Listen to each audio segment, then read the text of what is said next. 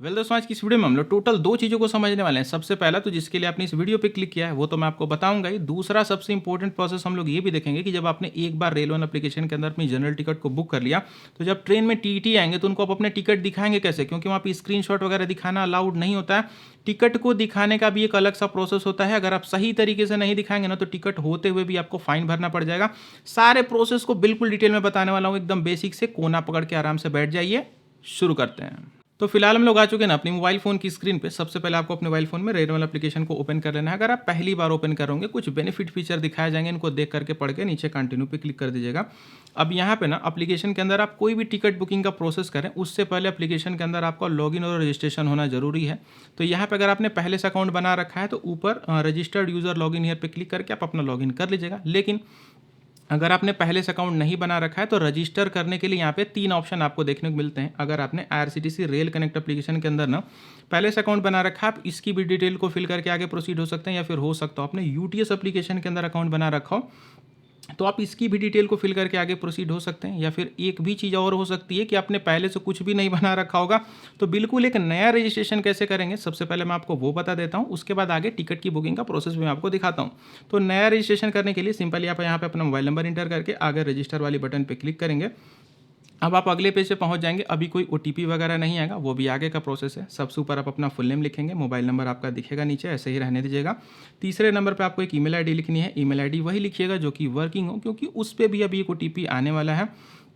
चौथे नंबर पे ना आपको एक यूज़र आईडी बनाने का ऑप्शन है। यूज़र आईडी ना अपने नाम में ही 20, 30, 50, 60, 100, 200, 2000 लिख के कुछ भी एक यूनिक यूज़र आईडी बना लीजिएगा। अगर जो आपने यूज़र आईडी बनाई हो सकता हो किसी ने पहले से बना रखी हो तो रेड कलर से आगे नॉट अवेलेबल लिखा जाएगा। लेकिन अगर आपने बिल्कुल यूनिक बना दी तो आगे ग्रीन कलर से अवेलेबल लिखा जाएगा। तो अपने हिसाब से एक यूनिक यूज़र आईडी बना लीजिएगा। नीचे यहाँ पे दोनों आपको जो पासवर्ड लिखने का ऑप्शन मिल रहा है ना, तो ऊपर एक मौजूद पासवर्ड बना के उसी को नीचे फिर से यहाँ पे कंफर्म कर दीजिएगा, यानी कि दोबारा से टाइप कर दीजिएगा।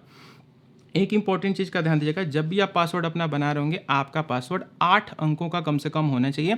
आपके पासवर्ड में कोई ना कोई एक कैपिटल लेटर, कोई ना कोई एक स्मॉल लेटर, कोई ना कोई एक न्यूमेरिक कैरेक्टर यानी 1 2 3 4 5 6 7 8 ये होना चाहिए।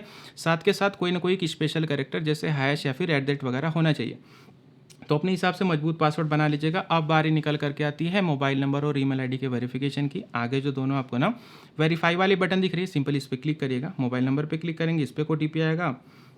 ईमेल आईडी पे क्लिक करेंगे, इस पर OTP आएगा, फिल करके वेरीफाई कर लीजिएगा। अब फिर से बारी है, एकदम लास्ट प्रोसेस है, पहली बार थोड़ा मेहनत करनी पड़ती है। अब बारी है ना नीचे आपके कैप्चा वेरिफिकेशन की। ये तो और आसान है। नीचे लेफ्ट साइड में आपको जो इमेज देखने को मिल रही है ना, राइट साइड में किससे मैच कर रही है, बस ले जाकर उस पर आपको मिला देना है, हो गया आपका काम। तो जैसे आप ऐसा करेंगे अगले पेज पे बस आपको एमपिन बना लेना है। एमपिन क्या है ना कि जैसे बार बार आप अपना यूज़र आईडी और पासवर्ड लिख करके तो लॉगिन होंगे नहीं, तो आपको 6 अंकों का एक एमपिन बना लेना है। तो 6 अंकों कैंपिन बना के फिर आगे से उसी को दोबारा से एक बार कंफर्म कर दीजिएगा। कंफर्म करने के बाद रजिस्ट्रेशन सक्सेसफुल लिखा जाएगा, सिंपल ओके कर दीजिएगा।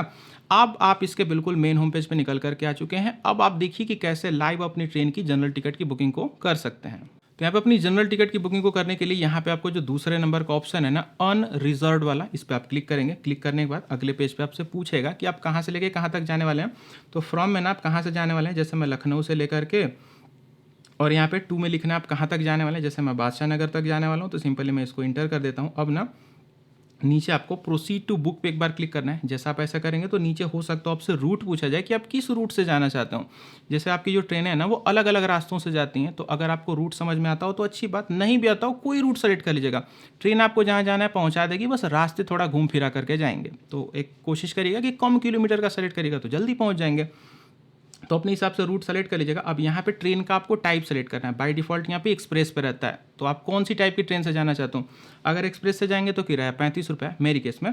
अगर आप चाहें तो सुपर फास्ट पे क्लिक करेंगे, किराया देखिए यहाँ पे 50 रुपये हो चुका है। या फिर अगर आप चाहें तो पैसेंजर ट्रेन, जिसको लोग पैसेंजर कहते हैं थोड़ा सा नॉर्मल वर्ड में, इंग्लिश में इसको ऑर्डिनरी कहा जाता है, तो वो आपको ऑप्शन कहाँ मिलेगा, अदर्स पे आप क्लिक करेंगे ना, नीचे लिस्ट निकल करके आ जाएगी। सबसे नीचे वाला ऑप्शन है, इस पर आप जब क्लिक करेंगे तो देखिए किराया यहाँ पे 10 रुपये हो चुका।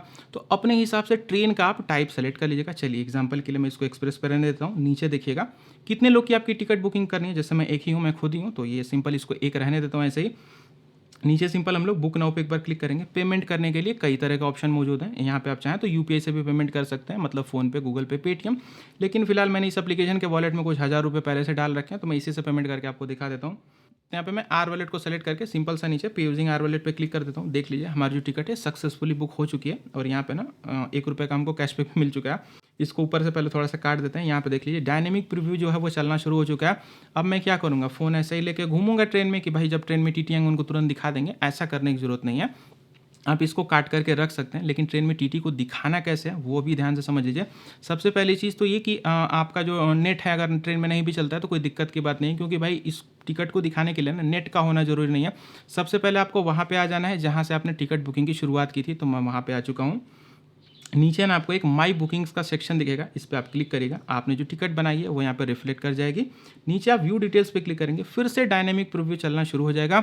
आपको ठीक यहीं पे बिल्कुल ऐसे ही जा करके ट्रेन में टीटी को टिकट दिखाना है। अगर आप स्क्रीनशॉट दिखाएंगे, व्हाट्सअप वाला फोटो दिखाएंगे, फोटोकॉपी दिखाएंगे, ये सारा कुछ मान्य नहीं होता है। इसी फ़ोन में ठीक इसी तरीके से ही आपको अपने मतलब टिकट को दिखाना होता है, कोई अदर तरीका मान्य नहीं होता है। यही था टोटल सीन। फिलहाल मुझे चलने दीजिए। Good bye.